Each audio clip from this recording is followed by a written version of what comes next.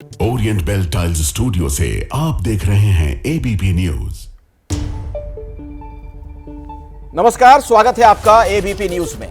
आपके साथ मैं अखिलेश आनंद हूं। औरंगजेब की कब्र को लेकर महाराष्ट्र में विवाद शुरू होता है। बजरंग दल और विश्व हिंदू परिषद की तरफ से औरंगजेब की कब्र हटाने की चेतावनी दी जाती है और फिर कल शाम नागपुर में हिंसा भड़कती है। 6 तस्वीरें आपके सामने हैं नागपुर हिंसा से जुड़ी।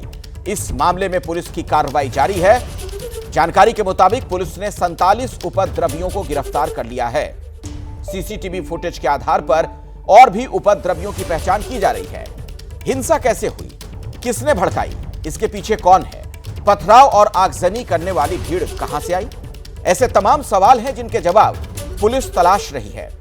तस्वीरों में आप देख सकते हैं सड़कों पर कैसे उपद्रवियों ने तांडव किया, गाड़ियों में तोड़फोड़ की गई, आगजनी की घटना सामने आई, दुकानें जलाई गईं, लोगों के घरों को चुन चुनकर निशाने पर लिया गया।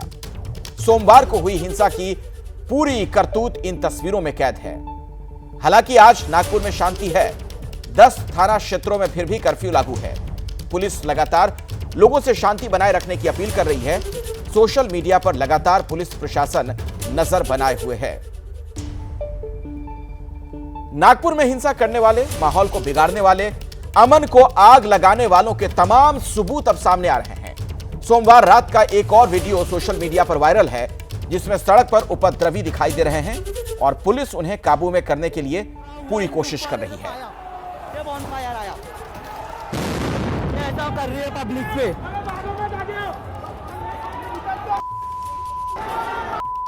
ऑन फायर कर रहे हैं। ये 17 मार्च की तस्वीर सोशल मीडिया पर एक वीडियो जो वायरल है, आपको दिखा रहे हैं कि सड़क पर कैसे ये उपद्रवी कोहराम मचाते हुए नजर आए।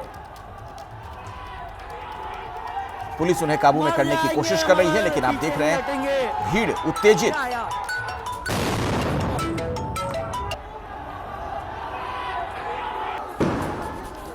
तमाम तरह के सवाल और इन सब के बीच बीजेपी कह रही है कि दरअसल ये एक पैटर्न है जिस तरीके से इस घटना को अंजाम दिया गया, लेकिन सरकार, पुलिस, प्रशासन सब सवालों के घेरे में इस लिहाज से कि पहले से मुकम्मल इंतजामात क्यों नहीं किए गए थे, कैसे ये उपद्रवी अपनी मंशा में सफल हो गए।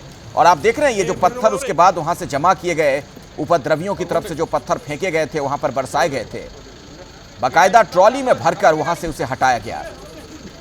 इसी से आप समझ सकते हैं ऐसा हो नहीं सकता कि अचानक इतने पत्थर वहां पड़े हों कि लोग पत्थर उठाकर फेंकने लगे। सब कुछ सुनियोजित तरीके से किया गया।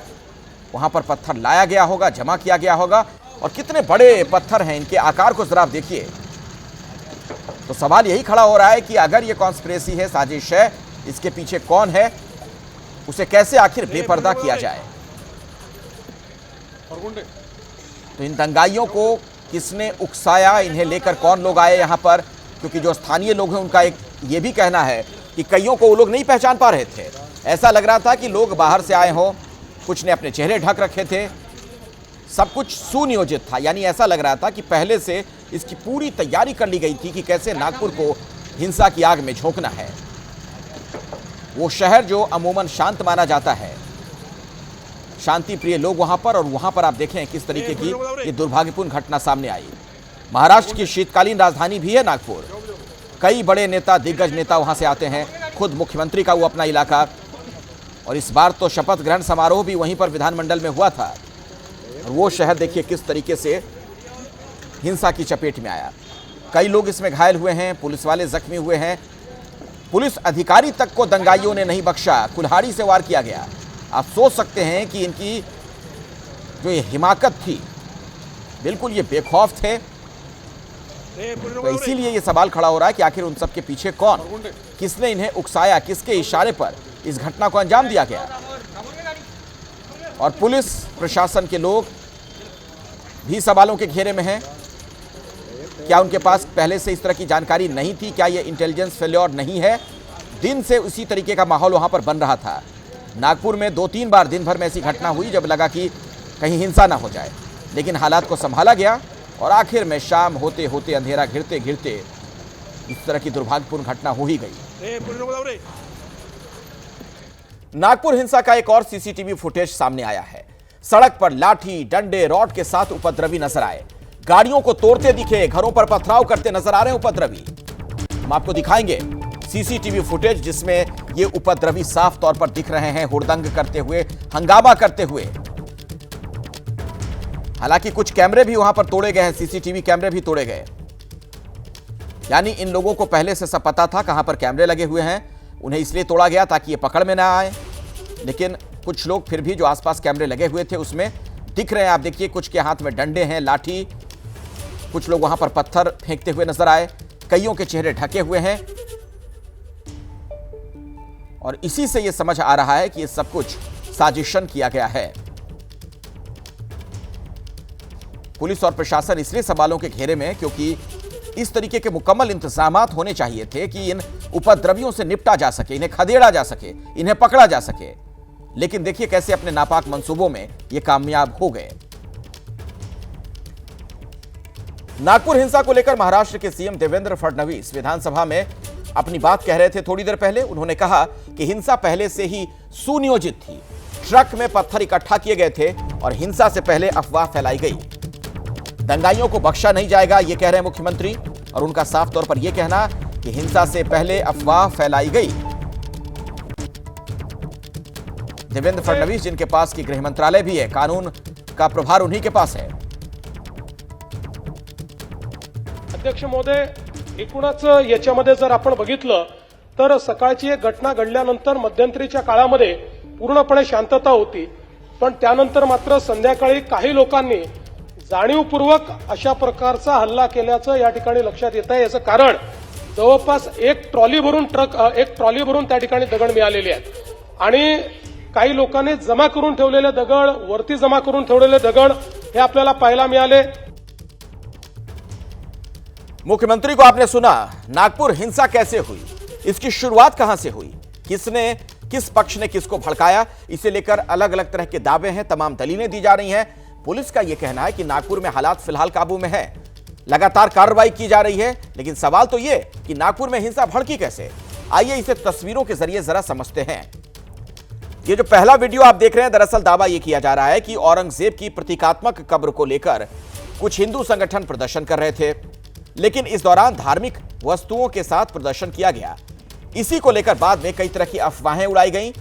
अब यह वीडियो कितना सही है इसकी जांच पुलिस करेगी, लेकिन कहा यह जा रहा है कि इसी वीडियो को आधार बनाकर लोगों को उकसाया गया। और आपसे हम लगातार अपील कर रहे हैं, एबीपी न्यूज भी लोगों से कह रहा है कि अफवाहों पर ध्यान ना दें। कई तरह से वहां पर गलत जानकारियां फैलाई जा रही हैं ताकि सांप्रदायिक सौहार्द को खराब किया जा सके, माहौल को खराब किया जा सके। दूसरी तस्वीर, इस तस्वीर में साफ देखा जा सकता है कि दोनों पक्ष के प्रदर्शनकारी आमने सामने आ गए। एक तरफ नमाज के बाद निकले लोगों की भीड़ थी, तो वहीं दूसरी तरफ औरंगजेब की कब्र को लेकर प्रदर्शन कर रहे बजरंग दल और विश्व हिंदू परिषद के कार्यकर्ता थे। दोनों तरफ से जमकर नारेबाजी हुई। अब आपको तीसरी तस्वीर दिखाते हैं।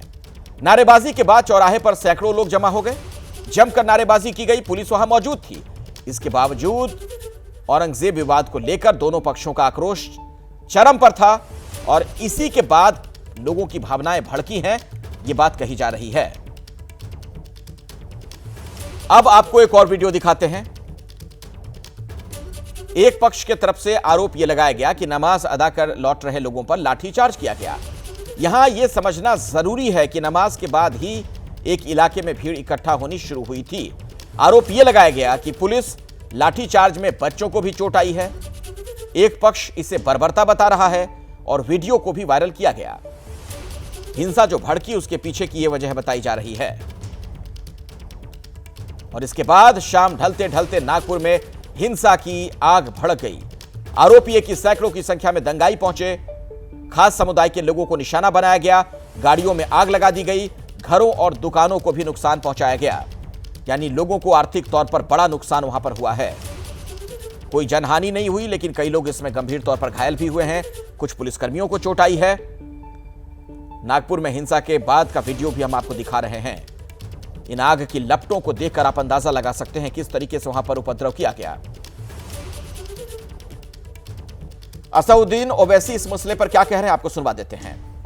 सर जो नागपुर में जो हिंसा हुई है औरंगजेब विवाद को लेकर, देखिए पिछले चंद हफ्तों से जो स्टेटमेंट महाराष्ट्र के सरकार के मिनिस्टर्स और चीफ मिनिस्टर से आ रहे हैं वो देखने की जरूरत है। सर आईटी तो वो सत्ता में है, गवर्नमेंट प्रोवोकेटिव स्टेटमेंट दे रही है और बड़ा अफसोसनाक है। आप देख लीजिए पिछले 4-5 दिन पुराना स्टेटमेंट उठा के देख लीजिए, तो ये वो खुद प्रोवोकेशन किए और उनको इस बात की अपनी जिम्मेदारी का एहसास भी नहीं है कि वो मंत्री हैं, मुख्यमंत्री हैं। और दूसरी बात यह है कि आपने कई तस्वीर किसी बादशाह के बनाकर जलाए पूरे महाराष्ट्र में, कोई रिएक्शन नहीं हुआ, तो आपको तकलीफ़ हो गई। तो आपने क्या किया कि कुरान की जो आयतें हैं, जो वर्सेस हैं कुरान के, जो एक कपड़े पर लिखी जाती है, उसको आपने जलाया। और जब ये हरकत हो रही थी उसी वक्त जाकर मुकामी वहाँ के जो मुसलमान और हिंदू लोग थे जाकर कंप्लेन किए डीसीपी को कि इसको रुकवाइए। देखिए ये जो कपड़ा है जिस पर कुरान करीम के आयतें लिखी हैं, वर्सेस लिखी है, मत करिए। जलाया गया, एक्शन नहीं लिए। उसके बाद शाम में ये सब चीज़ें हुई। मैं उसका कंडेम करता हूँ वायलेंस का, मगर इसको टोटल देखिए। असदुद्दीन ओवैसी को आपने सुना। नागपुर में जो हिंसा हुई उसे लेकर चश्मदीदों के भी अपने अपने दावे हैं। चश्मदीदों का कहना यह है कि धार्मिक तस्वीरों को देखकर घरों को निशाना बनाया गया। वहीं उस इलाके में रहने वाले दूसरे समुदाय के लोगों का यह कहना है कि उपद्रवी बाहर के थे, हिंसा में उनका नुकसान हुआ है। दोनों पक्षों के चश्मदीदों को भी जरा आप सुन लीजिए।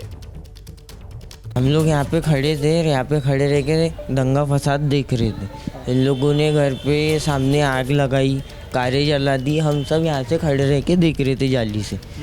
एकदम से किसी ने बोला कि ये भी तोड़ो, तो इन लोग ने दरवाज़ा तोड़ा। दरवाज़ा तोड़ के हम भागे। मैं ये गाड़ी के ऊपर गिरा। गाड़ी के ऊपर गिरने के बाद हम लोग अंदर गए। अंदर जाने के बाद हमारे को पकड़े, हम छुड़ा के ऊपर भगे घर में हम पैक हुए। यहाँ पे सब तोड़ा फोड़ी, मंदिर सब तोड़ा फोड़ी किए इन लोगों ने। फिर उसके बाद बाजू वालों की चाय की दुकानें, उनका स्टॉल निकाल के बाहर तोड़ा फोड़ी करे उसको, उसमें से सिलेंडर वगैरह निकाले। उसके बाद पूरी कारें, पूरी बस्तियों में पत्थरे मारे। और जो इनकी जो लोगों की शॉप थी यहाँ पे, जैसे केजीएन सीट कवर है, कमाल अत्तर वाला है, उसकी दुकानों को कुछ नहीं हुआ। ना उनके ऊपर पत्थरे चलाए गए, ना उनके ऊपर कुछ आग लगी, ना कुछ। सिर्फ हिंदुओं को टारगेट करके हमारे को मारा गया। दुकान बंद करके आए, 10:30 बजे का टाइम था, खाना खाने बैठे थे। पीछे से खूब आवाज़ आ रही थी। पहले लोग बोल रहे थे कि भैया गीतांजलि के बाद जम के कुछ तमाशे हो रहे, झगड़े फसाद हो रहे। हमको उठते में यहाँ तक के आ गए 100-150 लोग। हम जैसे ही झाँक के देखने लगे तो इधर पत्थर मारे, उधर पत्थर मारे। हाथ पे औजार, लठ हाथ पे, अंगार के वो बॉटल पे अंगार लिए आके हम लोग देख ही रहे कि हमारे तरफ पे फेंकना चालू किया। हम लोग जैसे जैसे अंदर घर के गए तो दरवाजे को पत्थर मारे। इधर गाड़ी आए, ऊपर में गाड़ियों को पूरा जला दिए आके।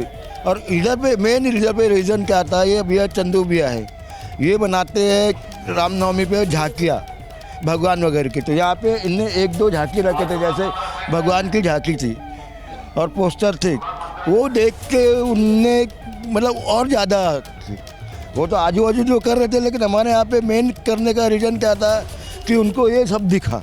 इसकी वजह से पूरी ये गाड़ियाँ जला दिए, अंदर पत्थर फेंक के मारे। हम लोग को भी लगा कि इमाम साहब भी बोल रहे हैं कि यहाँ पे गोटमार हो रही है, ये हो रही है, वो हो रही। मसला तो विश्व हिंदू परिषद के द्वारा जो हुआ था शुरू है ना, तो वो शांति में प्रदर्शन कर रहा था। लेकिन अफ्तारी के बाद में कुछ बाहर के लोग आए हुए थे, है ना। मैं कैसे एक्चुअली अगर यहाँ का रहता तो मैं ईमानदारी से बता देता आपको, क्योंकि ये हिंसा के खिलाफ हूँ मैं भी। हाँ, मैं तो शांति का प्रतीक देखता हूँ। लेकिन ये जो हुआ, ये बाहर के लोग, ये देखिए, अब आप बोलेंगे कि गाड़ी हिंदू की फुटी है। मसला हिंदू मुसलमान का नहीं है, मुसलमानों की भी फुटी हुई है गाड़ी, है ना। हिंदू मुस्लिम का कोई मसला ही नहीं।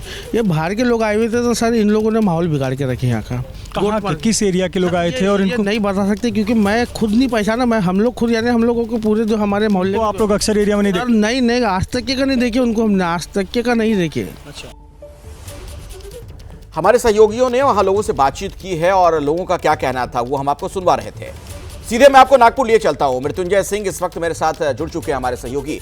मृत्युंजय, आपकी जो बातचीत वहां लोगों से हो रही थी वो दर्शकों ने अभी थोड़ी देर पहले वो सुनी भी है, लोग ये कह रहे हैं कि कौन लोग थे, ये कहां से आए थे, ये बता पाना बड़ा मुश्किल है, क्योंकि वो स्थानीय जो लोग हैं पहचान नहीं पा रहे इन लोगों को। कुछ और भी जानकारी मिल पाई है, जरा ये बताइए, और अभी क्या हालात है नागपुर में, इसके बारे में भी जानकारी दीजिए। देखिए, नागपुर में फिलहाल कर्फ्यू लगा हुआ है और निश्चित तौर पर जो बातें कही जा रही है कि ये सुनियोजित तरीके से की गई थी, उसकी कहीं ना कहीं छाप यहाँ पर दिखती है। आप देखिए, जितनी भी सीसीटीवी तस्वीरें हम दर्शकों तक पहुँचा रहे हैं, उसमें जो पत्थरबाज हैं, आगजनी करने वाले लोग हैं, दंगेबाज हैं, वो सभी नकाब पहने हुए थे और उन्होंने किस प्रकार की आगजनी की, किस प्रकार से दहशत फैलाई, उसकी तस्वीर आपको दिखाते हैं। ज़रूर स्थानीय लोगों की शिकायत है कि उन्होंने इलाके के अनुसार चिन्हित करके, चाहे वो घर हो, दुकानें हो, वो धार्मिक चिन्हों के आधार पर उन्होंने टारगेट किया और ऐसे गाड़ियों को, घरों को, दुकानों को निशाना बनाया। इस कार को देखिए, ये कार इस घर से लगकर यहाँ पर पार्क की गई थी, इसे आग के हवाले कर दिया गया और आग के हवाले इस तरह से किया गया कि सामने वाला घर भी जल जाए, लेकिन नसीब कि घर में आग नहीं फैली और लोग सुरक्षित थे, लोग बचे रहे। और स्थानीय हमें पूरी कहानी बताएंगे। मैं आपको इस गली में लेकर चलता हूँ, उस गली में किस प्रकार से दंगाइयों का आतंक था और जो यहाँ पर रहने वाले लोग हैं उन्होंने क्या देखा और कैसे नुकसान यहाँ पर हुआ है, उसकी एक एक तस्वीर आपको दिखाऊंगा। आपको विश्वास नहीं होगा कि किस प्रकार से एक एक गली में इस दंगाइयों ने पूरा नुकसान पहुँचाया है। हमारे साथ अब है, आप बताएं क्या नाम है आपका? कौशिक। क्या हुआ था यहाँ पर? इस गली में कितने लोग आए थे, क्या हुआ था? 70 से 80 लोग थे कुछ, जो गली में आए थे। और वो जब आए तो फर्स्ट टाइम जब आए उन्होंने कुछ नहीं किया। जब वो यहाँ से गए सीधा, जब एक साथ सब गए, उनके हाथ में लाठी थी, पत्थर थे, तब उन्होंने कुछ नहीं किए। वो गए उधर से, जब लाठी चार्ज हुआ, पुलिस ने वहाँ से भगाना शुरू, जब वहाँ से भगाना शुरू किए तब वो रिटर्न आए यहाँ पे। लौटते समय पत्थरबाजी, हाँ लौटते समय पत्थरबाजी की जलाए। सबसे पहले स्टार्टिंग वहाँ से हुई, वो जो कार जली है ना वहाँ से, फिर यहाँ से फिर फूटना सब चालू हुआ। तो अखिलेश, इन तस्वीरों को देखिए किस प्रकार से नुकसान पहुँचाया गया। ये कार सड़क के किनारे पार्क की गई है, कैसे पत्थर मारकर, डंडे मारकर इन वाहनों के शीशे तोड़ दिए गए, गाड़ियों को नुकसान पहुँचाया गया। ये आपको एक कार दिखी, ये देखिए आपको दूसरी कार आपको नजर आएगी उसके ठीक आगे। और कहीं ना कहीं जो लोगों की शिकायत है कि धार्मिक चिन्ह दिखाकर, जो जिस गाड़ियों पर या फिर जिन घरों पर धार्मिक चिन्ह बने थे, देवी देवताओं की तस्वीरें, फोटो बनी थी, ऐसे गाड़ियों को, वाहनों को, घरों को, दुकानों को निशाना बनाया गया। इस देखिए, इस गाड़ी को भी इसी प्रकार से नुकसान पहुंचाया गया, काफ़ी ज़्यादा क्षतिग्रस्त हो गई है। और ऐसे एक दो नहीं, दर्जनों गाड़ियां आपको इस इलाके में नज़र आ जाएंगी, इस सड़क के किनारे नज़र आ जाएंगी। थोड़ा आगे लेकर चलते हैं। यहाँ देखिए, ये घर के बाहर गाड़ी पार्क की गई थी, इसे पत्थरबाजों ने या दंगाइयों ने इसे नुकसान पहुंचाया, इस तोड़ दिया। थोड़ा सा आगे आपको लेकर चलते हैं। यहाँ पर देखिए, एक डॉक्टर की गाड़ी यहाँ पर पार्क की गई है। इस गाड़ी का निशान देखकर यहाँ पर भी इसे निशाना बनाया गया। तो इस प्रकार की तस्वीरें आपको देखने को मिल जाएगी। ठीक इसके पीछे एक और गाड़ी है, इसे होंडा की गाड़ी, इसे देखिए किस प्रकार से नुकसान पहुँचाया गया। तो जहाँ भी आप, जिस भी गली में यहाँ से गुजरेंगे, आप पाएंगे कि इसी प्रकार से दंगाइयों ने उनके रास्ते में आने वाले जो भी संपत्ति थी, चाहे वाहन हो, चाहे घर हो, चाहे फ्लैट हो, उनको निशाना बनाया और उसे नुकसान पहुँचाया है। और आपको बता दें कि सबसे पहले जो महल इलाका है वहाँ से दंगाई निकले और फिर वहाँ से गीतांजलि इलाके की तरफ बढ़े और गीतांजलि इलाके के बाद वो दूसरे जिन जिन इलाकों से गुजरते चले गए, वहाँ इस प्रकार से संपत्तियों को उन्होंने नुकसान पहुँचाया। चाहे वो गाड़ी जलाने की बात हो, वाहन जलाने की बात हो, वाहनों को तोड़ने की बात हो, या फिर घर पर पत्थरबाजी करने की बात हो, या फिर जिनके घरों में धार्मिक चिन्ह लगे हुए थे वहाँ पर पत्थरबाजी की, आगजनी की। इस प्रकार से ये तांडव रात 11:30 से 12 बजे तक चलता रहा। लोगों का कहना है कि 8 बजे से ये पूरा वाकया शुरू हुआ था हंगामे का और रात 12:30-1 बजे तक चलता रहा और उनकी संपत्तियों का नुकसान हुआ। ये तस्वीरें बताती हैं कि कितना ज़्यादा नुकसान हुआ है। और अखिलेश, हम जिस गली से गुजरते हैं वहाँ पर इस प्रकार की तस्वीरें हमें देखने को मिलती हैं। न जाने कितने वाहन, न जाने कितने बाइक इस दंगाइयों की चपेट में आ गए। तो ये तस्वीरें बताती हैं कि ये 4 घंटे में उपद्रव मचाया गया और उपद्रवियों ने कोई मौका नहीं छोड़ा कि किस प्रकार से लोगों की संपत्ति का नुकसान किया जाए और लोगों को तकलीफ दिया जाए। और लेकिन एक बात बताइए मृत्युंजय, बहुत डिटेल में पूरी जानकारी दे रहे हैं, ग्राउंड जीरो पर आप मौजूद हैं। ये भावनाएं भड़काने वाली बात जो बार बार कही जा रही है, तो भावनाएं स्थानीय लोगों की नहीं भड़की हैं, ऐसा लग रहा है। ये प्लांट तरीके से बाहर से कुछ लोग आए, नकाबपोश थे और उन्होंने ये बदमाशी की, उपद्रव उन्होंने किया है, ऐसा लग रहा है स्थानीय लोग जिस तरह से आपको बता रहे थे। बिल्कुल अखिलेश, सुबह से मैंने बहुत सारे स्थानीय लोगों से बातचीत की। उनका ये कहना है कि कहीं ना कहीं ये सुनियोजित तरीके से लग रहा है, क्योंकि बहुत सारे चेहरे ये जो दंगाई थे उसमें कुछ ऐसे चेहरे थे जिनको इस इलाके में कभी नहीं देखा गया। वो ये चेहरे थे जो नकाबपोश भी थे, या फिर ऐसे चेहरे जिनको इलाके में कभी नहीं देखा गया। वो बाकायदा रॉड के साथ में, बड़े बड़े लकड़ी के साथ में, बड़े बड़े पत्थर के साथ पहुँचे हुए थे, चाकू धारदार हथियार के साथ पहुँचे हुए थे। हमने धारदार हथियार की, चाकू की तस्वीरें आपको दिखाई थी, हमने अपने दर्शकों को दिखाई है कि किस प्रकार से चाकू की पड़े हुए थे। और जो योजनाबद्ध तरीके से हमला किया गया, तो आपको बता दें कि सीसीटीवी जहां जहां लगे थे, सबसे पहले सीसीटीवी को तोड़ा गया ताकि उनके तस्वीरें कैद ना हो सके, और उसके बाद फिर आगजनी और पत्थरबाजी कई जगहों पर की गई, लेकिन बहुत जगह पर उनकी जो तस्वीरें हैं वो कैद हो गई। हमारे साथ स्थानीय महिला है, उनसे बात करते हैं। क्या हुआ था इस गली में रात को? ये रात को 7:30 बजे यहाँ से वो लड़के लोग आए और वो पत्थर मारने लगे। अच्छा। हाँ, तो यहाँ स्थानीय लोग, आप लोग क्या कर रहे थे गली में? आप लोग घर में? हम बाहर भी खड़े थे, हमारे ऊपर देख देख के वो हम डर गए। हमारे ऊपर देख देख के हम अंदर चले गए। बातें ही नहीं कर पाए हम। पुलिस आई बाद में? यहाँ पे कब आई थी? बाद में आए वो 1 घंटे के बाद। सब कुछ होने के बाद? 5 ही पुलिस थे। हाँ, 5 ही पुलिस थे, ज़्यादा पुलिस। वही क्या करेंगे, वही पत्थर मार रहे थे पुलिस वाले को। हाँ, गाड़ी से पूरे उनको भी पिटाई कर रहे थे, तो वो अंदर भगते थे पुलिस वाले। तो देखिए, बता रही है कि किस प्रकार से पुलिस भी असमर्थ थी, संख्या बल कम नजर आई और पुलिस वालों पर भी पत्थरबाजी हो रही थी। जैसा कि खुद मुख्यमंत्री ने विधान भवन में जानकारी दी कि इसमें लगभग 30 से अधिक पुलिसकर्मी घायल हैं, टीसीपी रैंक के 3 पुलिसकर्मी घायल हैं, कुछ लोग आईसीयू में भर्ती हैं। एक सवाल ये भी है, आप तस्वीरें दिखाते रहिए वहां पर, लेकिन सवाल एक ये भी है कि पुलिस प्रशासन के लिए क्या इसे फेल्योर के तौर पर नहीं देखा जाए, नाकामी के तौर पर नहीं देखा जाए? क्योंकि नागपुर में इस दिन छिटपुट ऐसी घटनाएं होती रही, तनावपूर्ण हालात थे, इसके बावजूद शाम होते होते जो हिंसा के शोले वहां भड़क गए, कैसे हो पाया? आखिर प्रशासन के लोग थे कहां? देखिए अखिलेश, निश्चित तौर पर देखिए, कल एक शिव जयंती था। शिव जयंती का कार्यक्रम पूरे महाराष्ट्र में मनाया जाता है। शिव जयंती के कार्यक्रम के अवसर पर बजरंग दल विश्व हिंदू परिषद ने एक मुहिम छेड़ रखी है कि औरंगजेब की कब्र हटानी चाहिए। इसको लेकर वो अलग अलग जगह पर प्रदर्शन कर रहे थे। नागपुर में भी वो प्रदर्शन हो रहा था, छत्रपति शिवाजी महाराज की प्रतिमा के सामने वो प्रदर्शन हो रहा था, हस्ताक्षर अभियान चलाया गया। वहीं पर यह मामला सामने हुआ, और जब ये पहली बार विवाद सामने हुआ था, जब पहली बार औरंगजेब के एक पुतला जलाया गया था, उस औरंगजेब के पुतले के ऊपर हरे रंग का कपड़ा था, जिस पर आरोप लगा कि इस पर अल्लाह लिखा हुआ है, या किसी ने कहा इस पर कुरान की आयत है, या फिर किसी ने अफवाह फैलाई ये भी सोशल मीडिया पर कि कुरान जलाया गया है। इस प्रकार की बातें जब सोशल मीडिया पर फैलाई गई, उसके बाद पुलिस ने भीड़ को तितर बितर किया था। लेकिन उसके बाद पुलिस की सक्रियता क्या कम पड़ गई? क्या पुलिस ने असेसमेंट गलत किया? क्या पुलिस को लगा कि मामला ठंडा हो गया है? यहाँ पर चूक होती नजर आ रही है, क्योंकि उसके बाद मामला और बढ़ गया। जैसे ही कल रोज़ा ख़त्म हुआ, जो नमाजी थे उन्होंने रोज़ा ख़त्म किया, शाम की नमाज हुई, मस्जिद में लोग जमा हुए, और मस्जिद से निकलने के बाद में नारेबाजी होने लगी, और फिर देखते देखते पत्थरबाजी में तब्दील हुई। बाद में पुलिस ने जब आंसू गैस के गोले छोड़े, पत्थरबाजों को पकड़ने का काम शुरू किया। उसके बाद जिस भी गली में पत्थरबाज दंगाई जाते रहे, वहाँ पर उन्होंने दंगे का शक्ल दिया, वहाँ पर उन्होंने गाड़ियों को नुकसान पहुँचाया, घरों को नुकसान पहुँचाया, और लोगों के साथ मारपीट करने लगे। 5 लोग घायल हो गए हैं, जिसमें से 2 लोग आईसीयू में हैं, तो इतनी क्रिटिकल उनकी इलाज चल रही है।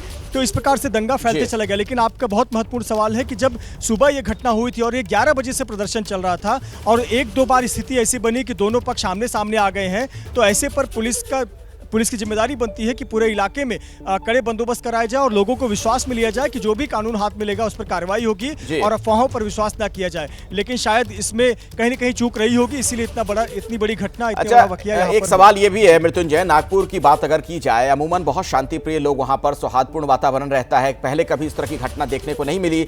महाराष्ट्र की शीतकालीन राजधानी है, वहां पर विधानसभा के सत्र भी होते हैं, और इस बार तो वहां पर शपथ ग्रहण समारोह हम सभी लोगों ने देखा था, संघ का मुख्यालय तक है। एक ऐसे शहर में इस तरह की घटना, इसका क्या मतलब निकाला जाए? देखिए, कहीं ना कहीं इंटेलिजेंस फेलियर भी एक बात नज़र आती है। दूसरी बात, कहीं ना कहीं पिछले कई दिनों से जो नेताओं द्वारा बयानबाजी की जा रही है, चाहे वो औरंगजेब का महिमा मंडन करने की बात हो या फिर औरंगजेब की कब्र हटाने की बात हो, तभी से मामला तूल पकड़ते जा रहा है। इसके पहले एक चर्चित फिल्म छावा फिल्म आई है जो कि बहुत चर्चित है और लोग देख रहे हैं, तो उन्हें औरंगजेब के कृत्य के बारे में फिल्मों के माध्यम से करीब से जानने का मौका मिल रहा है। लोगों ने इतिहास में जो बचपन में पढ़ा है, स्कूलों में बहुत संक्षिप्त में पढ़ा था, लेकिन एक फिल्म के माध्यम से जो क्रूरता औरंगजेब की दिखाई गई उसको लेकर भी लोगों में नाराजगी है। जैसा खुद मुख्यमंत्री ने कहा कि उसको लेकर भी आक्रोश व्यक्त किया जा रहा है। और पिछले कई दिनों से जो औरंगजेब की कब्र हटाने की मांग हो रही थी, यह मामला तूल पकड़ता दिख रहा था और कहीं न कहीं जो सब्र का बांध है वो भी टूटता हुआ समाज में नजर आया। लेकिन कल की जिस प्रकार की घटना हुई है वो प्रायोजित नजर आती है। बिल्कुल प्रायोजित नजर आती है। मृत्युंजय, आप ग्राउंड जीरो पर मौजूद हैं, वहां से खबरें दर्शकों तक आगे भी पहुंचाते रहिएगा। फिलहाल एक छोटे से ब्रेक के लिए हम रुकेंगे, लेकिन दर्शकों से एक बार फिर से एबीपी न्यूज ये अपील करता है कि अफवाहों पर बिल्कुल ध्यान ना दें और अभी नागपुर में सब कुछ बिल्कुल सामान्य है। बीते कई दिनों से महाराष्ट्र की सियासत मुगल शासक औरंगजेब के इर्द गिर्द ही घूम रही है। पहले समाजवादी पार्टी के विधायक औरंगजेब को लेकर बयान देते हैं, जिस पर बवाल होता है, और उसके बाद शुरू होती है औरंगजेब को लेकर तनातनी। संभाजी नगर में औरंगजेब की कब्र को हटाने की मांग उठती है। इसे लेकर कुछ हिंदूवादी संगठन कार सेवा करने की चेतावनी देते हैं। हालांकि इस चेतावनी के बाद सुरक्षा बढ़ाई जाती है। औरंगजेब की कब्र पर भी अतिरिक्त फोर्स की तैनाती की गई। इसके बाद कल शाम नागपुर में हिंसा भड़कती है। दो पक्ष आमने सामने आ जाते हैं, जमकर आगजनी होती है, पथराव तक होता है। दावा यह किया गया कि औरंगजेब की कब्र को लेकर जो प्रदर्शन किया जा रहा है उस दौरान कुछ धार्मिक सामग्री जलाई गई, जिसका वीडियो सोशल मीडिया पर सर्कुलेट हुआ और इसी के बाद लोगों की भावनाएं भड़की। देखते ही देखते दंगाइयों ने पथराव किया, आगजनी शुरू कर दी। इस हिंसा के बाद अब आज पूरे दिन महाराष्ट्र में सियासी पारा हाई रहा। विधानसभा के बाहर विधायकों ने प्रदर्शन किया। पक्ष और विपक्ष दोनों ने जमकर इस मामले में बयानबाजी की, नारेबाजी की। ये तीन तस्वीरें आपके सामने हैं। वहीं नागपुर हिंसा को लेकर महाराष्ट्र के सीएम देवेंद्र फडणवीस ने विधानसभा में जानकारी दी। उन्होंने कहा कि हिंसा पहले से ही सुनियोजित थी। साथ ही सीएम ने दंगाइयों के खिलाफ सख्त कार्रवाई की बात भी कही है। इतना ही नहीं, सीएम फडणवीस ने कहा कि फिल्म छावा के बाद औरंगजेब को लेकर लोगों की भावनाएं भड़की हैं।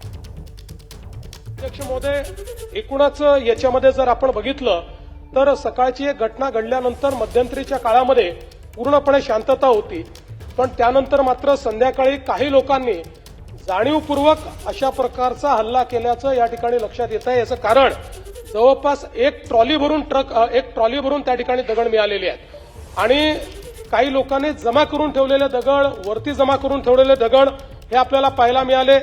कायदा आणि सुव्यवस्था राखण्याकरता, शांतता राखण्याकरता मी आवाहन करतो आणि त्यासोबत ही देखील चेतावणी देतो की कोणीही या ठिकाणी जर दंगा करण्याचा प्रयत्न केला, त्याचा जात धर्म न पाहता त्याच्यावर कारवाई केली जाईल। आज महाराष्ट्रामध्ये विशेषतः म्हणजे मी कुठल्या सिनेमाला दोष देत नाहीये, खरं म्हणजे छावा या चित्रपटाने छत्रपती संभाजी महाराजांचा खरा इतिहास आपल्या समोर आणला, पण त्यानंतर राज्यामध्ये लोकांच्या भावना देखील खूप मोठ्या प्रमाणात त्या ठिकाणी एक प्रकारे प्रज्वलित झालेल्या आहेत। औरंगजेबाबद्दलचा जो काही राग आहे तो रागही खूप मोठ्या प्रमाणात त्या ठिकाणी बाहेर येतोय। या सगळ्या गोष्टी आपल्या ठिकाणी असल्या तरी मला असं वाटतं की महाराष्ट्रात कायदा आणि सुव्यवस्था राखणं हे अत्यंत महत्त्वाचं आहे। तो फिल्म छावा की वजह से लोगों को अब सच्चाई पता चल गई है और इस वजह से लोग गुस्से में हैं। इस बात का भी उल्लेख किया मुख्यमंत्री ने। वहीं नागपुर हिंसा के बाद पक्ष और विपक्ष बिल्कुल आमने सामने है। महाराष्ट्र के डिप्टी सीएम एकनाथ शिंदे ने हिंसा की बात कही और औरंगजेब देश का दुश्मन था, यह भी उन्होंने कहा। उसने बहुत कुछ गलत किया, सच्चा मुसलमान भी इसका समर्थन नहीं करेगा। वहीं शिवसेना उद्धव गुट के सांसद संजय राउत ने गंभीर आरोप लगाए। उन्होंने कहा यह डराने का नया पैटर्न है, इन्हीं के लोगों ने हिंसा की। संजय राउत ने सीएम फडणवीस से आरोपियों के खिलाफ मकोका की धारा लगाने की मांग की है। औरंगजेब कौन है? ये औरंगजेब कौन था? ये क्रूर शासक था। ये कोई संत था क्या? कोई महात्मा था क्या? ये हमारे महाराष्ट्र के ऊपर आया हुआ दुश्मन था। ये महाराष्ट्र का दुश्मन, देश का दुश्मन था। उसने हमारे मंदिरों को तोड़ा, मंदिरों को ध्वस्त कर दिया, माँ बहनों की इज्जत लूटी। यहाँ पर हमारे छत्रपति धर्मवीर संभाजी महाराज को धर्म छोड़ने के लिए अनन्वित उनका अत्याचार किया। और ऐसे औरंगजेब ये देशद्रोही है और इसलिए उसका समर्थन करना मतलब उसको बढ़ावा देना, इसका मतलब भी देशद्रोही है। मैं तो ये भी कहूँगा कि देश का सच्चा मुसलमान भी औरंगजेब का समर्थन नहीं करेगा, जो देशद्रोही होगा वही समर्थन करेगा। गृह मंत्री देवेंद्र फडणवीस जी है, मुख्यमंत्री देवेंद्र जी है, वहाँ भारतीय जनता पार्टी के प्रदेशाध्यक्ष बावनकुळे नागपुर से है और 4 मंत्री आसपास है। कोई हिम्मत कर सकता है? उनकी गैंग होगी, उनके लोग होंगे दंगा कराने वाले।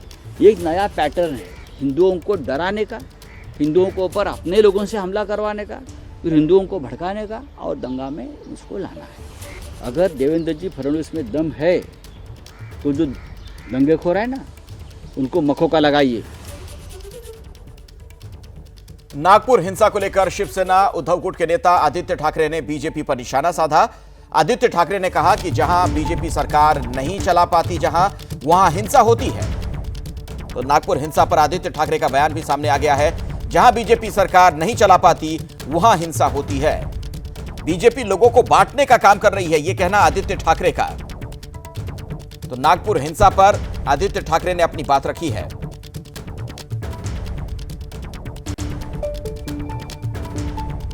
अभी भी ऐसी घटना होती है तो पहला रिपोर्ट सीएमओ को आता है, सीएम के मोबाइल फोन पे आता है, होम डिपार्टमेंट भी आता है, दोनों डिपार्टमेंट्स उनके साथ है। क्या उनको पता नहीं था ये होने वाला है?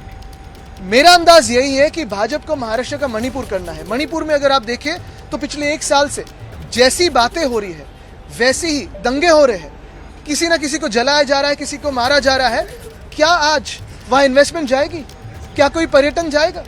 नहीं जाएगा। और यही उनको महाराष्ट्र का करना है, यही हाल उनको महाराष्ट्र की करने हैं। और जहां जहां भाजपा को शासन चलाने नहीं आता है वहां दंगे भड़काते। तो महाराष्ट्र को मणिपुर बनाना चाहती है बीजेपी, ये आरोप लगाया गया आदित्य ठाकरे की तरफ से। इस पूरे मामले को लेकर महाराष्ट्र सरकार में मंत्री गुलाबराव पाटिल से भी हमने खास बातचीत की। क्या वो कह रहे हैं, सुनिए। हमारे साथ मंत्री महोदय है गुलाबराव पाटिल। जिस प्रकार से यहाँ पे माहौल दिखाई दे रहा है कि औरंगजेब की कब्र हटाने को लेकर, क्या आप यह आंदोलन अभी चालू रहेगा? ये आंदोलन चालू रहेगा। जिसने इस देश में अराजकता पैदा की, जिसने धर्मांतर करने के लिए लोगों को मजबूर किया, जिसने पूरे हिंदू महिलाओं का अत्याचार किया, ऐसे आदमी की कब्र इस देश में होनी नहीं चाहिए। इसलिए आंदोलन हमेशा चलते रहेगा। इसका अल्टीमेटम क्या है? अल्टीमेटम अभी आज सत्र में हम यही बात करेंगे। आपको सीधा सवाल ऑफिस से है कि आप सत्ता में आंदोलन क्यों कर रहे हो? आपको तो जीआर निकाल के, जो भी अध्यादेश है वो निकाल के कब्र हटाने के लिए। अभी आप देखिए कांग्रेस वाले आंदोलन कर रहे हैं कि यहाँ पर दंगल कराने वाले लोग हैं। ये किस वजह से हो रहा है? इस देश में ये जो औरंगजेब की पुष्टि की जा रही है उसके वजह से ये सब बातें इस राज्य में हो रही है। आप तो सत्ताधारी पार्टी है, विपक्ष की संख्या कम है ना? सत्ता हमें जरूरत नहीं है, हमें विपक्ष की संख्या कम है ना? विपक्ष की संख्या कितने भी कम हुई तो भी वो आप देखिए वो किस तरह से आंदोलन कर रहे हैं। जो औरंगजेब तापाई हो रही है, आप क्या सत्ताधारी होने दो, वो कोई जरूरत नहीं है। यहाँ औरंगजेब की नहीं चलेगी। आपको नहीं लगता कि ये आंदोलन होने की वजह से और दंगल नहीं भड़केगी? और मुझे लगता है कि सभी लोगों को ये मंजूर है, जो हिंदुस्तानी मुसलमान हिंदुस्तान को मानता है उसमें भी ये मंजूर है। और मुझे लगता है कि जो हो रहा है वो सही हो रहा है। वहीं शिंदे गुट से विधायक और महाराष्ट्र सरकार के मंत्री संजय शिरसाट ने कहा कि औरंगजेब ने हमारे लोगों को मारा, खजाने को लूटा, इसलिए उसकी कब्र यहां नहीं होनी चाहिए। उन्होंने कहा कि औरंगजेब के कब्र को हटाना ही लोगों की भावना है। हमारे साथ इस वक्त है छत्रपति संभाजीनगर के मंत्री गार्डियन मिनिस्टर संजय जी शिरसाट। शिरसाट साहब, सवाल सीधा है, आप सत्ता में हो फिर भी आपके लोगों को यहाँ पे विधान भवन के स्टेयरकेस पे आंदोलन करना पड़ रहा है, क्या वजह है इसकी? वजह यही कि ये बात लोगों के समझ में भी आए। हम सत्ता में है, इसका मतलब हम औरंगजेब का उदात्तीकरण नहीं करेंगे। औरंगजेब ये दुष्ट राजा था, उन्होंने हमारे संभाजी महाराज को बहुत छल कपट करके मारा है, उसके आंखों में सलिया डाला है, नाखून खींचे, बहुत सारा अत्याचार किए, महिलाओं पे अत्याचार किए, हमारे मंदिर गिराए। तो हम उसका समर्थन नहीं कर सकते, हम उसका विरोध करेंगे। ये दर्शाने का काम हमने यहाँ किया है। देवेंद्र जी भी बोल रहे हैं ना कि यहाँ पे संरक्षण देना पड़ रहा है और आप कब्र तोड़ने की बात कर रहे हैं। देखो देवेंद्र जी एज ए CM उनकी जवाबदारी ज़्यादा है, उनको ऐसा किसी भी इसमें ज़्यादा इंटरफेयर कर नहीं सकते। लॉ एंड ऑर्डर संभालना उनका काम है, लेकिन जनता जो है जनता उसको तोड़ना चाहती है और वो टूट के रहेगा। पर इसमें तो साफ तौर पर दिख रहा है कि महायुति में अनबन है, तीनों पार्टी में एक मत नहीं, औरंगजेब के तो कब्र तोड़ने में सबका एक मत है और एक सहमति से ही सब तोड़ा जाएगा। तो महाराष्ट्र सरकार में मंत्री हैं, वो कह रहे हैं कि कब्र के बारे में कि टूट कर रहेगा। शिवसेना उद्धव गुट की सांसद प्रियंका चतुर्वेदी ने कहा, महाराष्ट्र में अस्थिरता लाने की कोशिश की जा रही है, जिन नेताओं ने गलत बयान दिए उन पर कब कार्रवाई होगी। जिस तरीके से लॉ एंड ऑर्डर कोलैप्स हुआ है महाराष्ट्र में और देवेंद्र फडणवीस जी के होम मिनिस्टर होने के बावजूद दिखाई दे रहा है कि ये एजेंडा तहत वायलेंस हुआ है। इंडिपेंडेंट जुडिशियल इंक्वायरी होनी चाहिए कि किस तरीके से ये पूरा माहौल भड़काया गया, माहौल को इस स्टेज पे लाया गया कि वायलेंस हो, वायलेंस के बाद इनकी राजनीति चले, महाराष्ट्र में अस्थिरता लाए। कार्रवाई तो उन पे होनी चाहिए जिन्होंने ये दंगे भड़काए हैं। वो जो इनकम्पीटेंट, इनएडिक्वेट, इनकेपेबल मंत्री बनाए हुए हैं जो अनाप शनाप बयानबाजी देते हैं, उन पे कब कार्रवाई करेंगे? ये लोग आंख में झोंक कर जो कॉमन सिटीजन सफ़र कर रहे हैं, जो कॉमन सिटीजन्स को इसका भुगतना पड़ रहा है, उनको तो आप पकड़ लेंगे, पर जिन्होंने आग लगाई उसको कौन पकड़ेगा? शिवसेना शिंदे गुट की नेता है मनीषा कायंदे। नागपुर में हुई हिंसा के बारे में उनका कहना है कि दरअसल ये बिल्कुल सोची समझी साजिश है। नागपुर में बहुत ही बड़ी हिंसा हुई है, इसका हम निषेध करते हैं। जिन लोगों ने अफवाह फैलाई है उनको हिरासत में लेना चाहिए और उनको सजा तक पहुंचाना चाहिए, क्योंकि बहुत जान मान का नुकसान हुआ है और ये कतई महाराष्ट्र में बर्दाश्त नहीं होगा। जिस प्रकार से ये वारदात हुई है, वहाँ पर ईंटें हैं, वहाँ पर जो पत्थरबाजी हुई है, निश्चित है कोई पूर्व तैयारी के बिना इतनी बड़ी हिंसा नहीं हो सकती। नागपुर के हंसापुरी इलाके की बात की जाए तो यहां पर ज्वेलरी दुकान पर भी पत्थरबाजी की गई। वहां के व्यापारियों को बहुत नुकसान हुआ है। दुकानों के बाहर खड़ी गाड़ियों में भी तोड़फोड़ की गई। व्यापारियों का कहना है कि खास समुदाय को निशाना बनाकर यह नुकसान पहुंचाया गया। ये तस्वीरें भी आप देख रहे हैं और साफ तौर पर वहां के व्यवसायियों का कहना कि यह एक टारगेटेड अटैक था, टारगेट करके नुकसान पहुंचाया गया। नागपुर के बाजार में जो हिंसा हुई उसके कुछ वीडियो भी अब सामने आ गए हैं। नागपुर के हंसापुरी इलाके में दंगाइयों ने उत्पात मचाया, उपद्रवियों ने संपत्ति को नुकसान पहुंचाया। जिस इलाके से उपद्रवी गुजरे वहां की संपत्तियों को नुकसान पहुंचाया, चाहे घर हो, गाड़ियां हो, दुकानें हो या फिर धार्मिक स्थल हो, उन्हें दंगाइयों ने अपना निशाना बनाया। लोगों की निजी संपत्ति को नुकसान बनाया। ये आप देख सकते हैं कार जो कि ओनर की कार उनके घर के बाहर या दुकान के बाहर खड़ी रहती थी, ऐसे गाड़ियों को भी निशाना बनाया, पत्थरबाजी की, शीशे तोड़ दिए। ऐसे बड़े बड़े पत्थरों का उपयोग करके दंगाइयों ने संपत्ति को नुकसान पहुंचाने का काम किया और उनके रास्ते में जो आया उन्हें भी नुकसान पहुंचाया। ये आप देख सकते हैं घर के ठीक दरवाजे तक पत्थरबाजी हुई, घर के अंदर भी पत्थर के कुछ टुकड़े गए।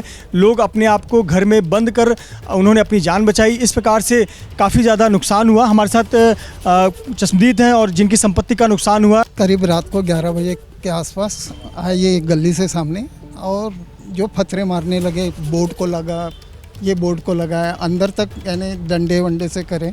अच्छा हो गया कि हमने अंदर से लॉक करके गए थे। अगर ये पहले से यहाँ पुलिस बंदोबस्त लगाए थे 10 बजे से, तो यहाँ पर कोई नुकसान नहीं होता। यहाँ सब व्यापारी लोग हैं। हमारी गाड़ियाँ बाहर खड़ी है, मेरी गाड़ी का भी नुकसान किया इन्होंने, इनकी गाड़ी का नुकसान किया, दुकानों पर पत्थर फेंका, आगजनी की इन्होंने।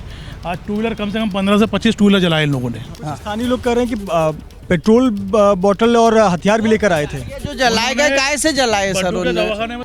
सब हमारे भाई लोग हैं, सब पहचान के, सब मिलजुल के रहते। पर ये या हो सकता है बाहर से अनैतिक तत्व, अराजक तत्व आ रहे हैं और जो ये काम करके जा रहे हैं, जिससे यहाँ की एकता को सब भंग होए। और ये अच्छा बाजार है और ये कम से कम 100 साल पुराना बाजार है।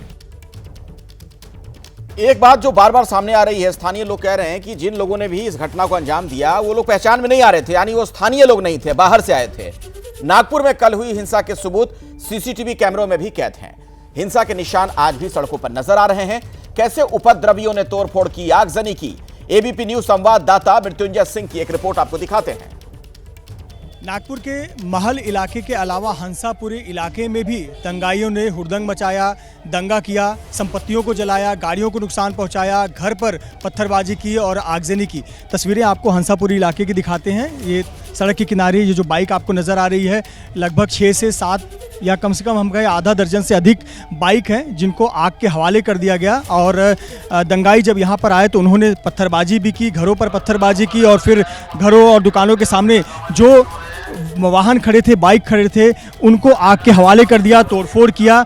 आपको एक धारदार चाकू भी नज़र आएगा वहाँ पर, चाकू तक यहाँ पर अभी भी पड़ा हुआ है, जो कि जिसकी सूचना पुलिस को दी गई है। पुलिस आकर इसे अपने कब्जे में लेगी और आगे की कानूनी कार्रवाई करेगी। साथ ही साथ आप देखें तो जगह जगह जो सीसीटीवी लगे हुए थे, इन सीसीटीवी फुटेज को भी, सीसीटीवी मशीनों को भी तोड़ने का काम किया गया ताकि जो दंगाइयों की तस्वीरें हैं वो तस्वीरें उनके चेहरे कैद ना हो। और देखिए कितना ज़्यादा नुकसान पहुंचाया गया है। आसपास की जो दुकानें हैं उन पर पत्थरबाजी की गई, आगजनी की गई, बाइक को नुकसान पहुंचाया गया, घरों पर पत्थरबाजी की गई।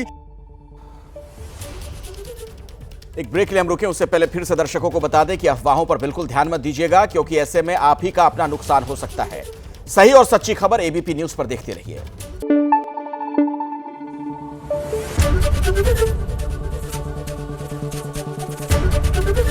एबीपी न्यूज आपको रखे आगे।